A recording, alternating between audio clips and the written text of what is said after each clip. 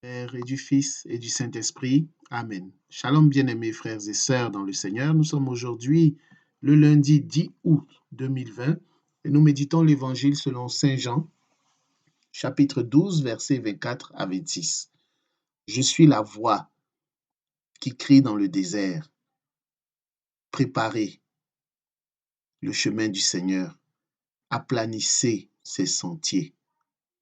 Changez de vie. Détournez-vous du mal, détournez-vous de vos mauvais penchants pour lui être agréable, car il revient bientôt. Je suis Edgar Assoir et par mon baptême, j'ai été envoyé proclamer la bonne nouvelle du salut en Jésus-Christ, comme tout baptisé. À vous, grâce et paix, de la part de Dieu notre Père et du Seigneur Jésus-Christ de Nazareth. L'évangile de ce jour, très court, donne quelques interprétations de la mort de Jésus. En vérité, je vous le dis, si le grain de blé qui tombe en terre ne meurt pas, il reste seul. Si au contraire il meurt, il porte du fruit en abondance. Celui qui aime sa vie la perd, et celui qui cesse de s'y attacher en ce monde la gardera pour la vie éternelle. Si quelqu'un veut me servir, qu'il se mette à ma suite, et là où je suis, là aussi sera mon serviteur. Si quelqu'un me sert, le Père l'honorera.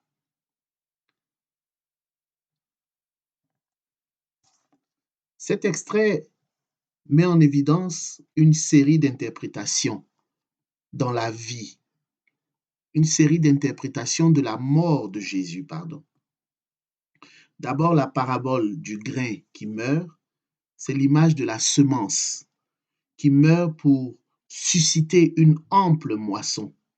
La mort de Jésus débouchera sur la fécondité de la résurrection qui doit réunir juifs et grecs dans la même communauté messianique. Cette mort concerne aussi tout baptisé. Pour être un membre à part entière de cette communauté formée autour du Messie, autour de Jésus-Christ, tu dois toi aussi renoncer à faire de la réussite de ta vie une priorité absolue. La réussite de ta vie ne doit plus être la priorité suprême. Ce qui doit avoir la priorité absolue dans ta vie, c'est que ta vie rende gloire à Jésus-Christ de Nazareth. Que ta vie soit utile pour l'avancement des œuvres du royaume des cieux. Ce n'est qu'en faisant allégeance à Jésus que tu accéderas à la vie en plénitude. C'est en t'engageant comme Jésus au service de tes frères que tu resteras dans une relation indestructible avec Jésus et par là même avec Dieu. Bien-aimés frères et sœurs, Jésus n'est pas mort en vain. La mort de Jésus et sa résurrection ne sont pas vaines. Le grain de blé qui tombe en terre doit mourir et Jésus est mort pour toi et pour moi.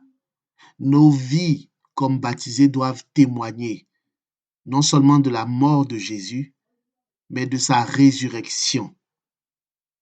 Et c'est ainsi que nous fécondons, parce que nous avons été fécondés d'abord par sa mort et sa résurrection. À notre tour, comme disciples missionnaires, nous fécondons chacun des lieux où nous nous trouvons.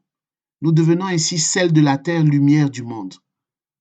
Tu fécondes ton lieu de travail, tu fécondes ta vie de famille, ton mariage, tu fécondes tes relations sociales, tu fécondes ton implication dans la société. Parce que, en premier, tu as été fécondé par la mort et la résurrection de Jésus-Christ de Nazareth. Oui, bien-aimés frères et sœurs, la nouvelle est bonne. Elle est bonne la nouvelle, car Jésus n'est pas mort en vain. Jésus n'est pas ressuscité en vain. Ce n'est pas possible. Tu fais déjà partie de cette grande moisson parce que tu es baptisé, parce que tu crois en Jésus-Christ de Nazareth. Que la paix et la grâce de notre Seigneur déploient la puissance de la résurrection de notre Seigneur, non seulement dans nos vies, mais dans la vie de nos frères et sœurs, par un témoignage de bonne vie chrétienne et par des paroles de l'Évangile que nous proclamons. Au nom du Père et du Fils et du Saint-Esprit, ainsi soit-il.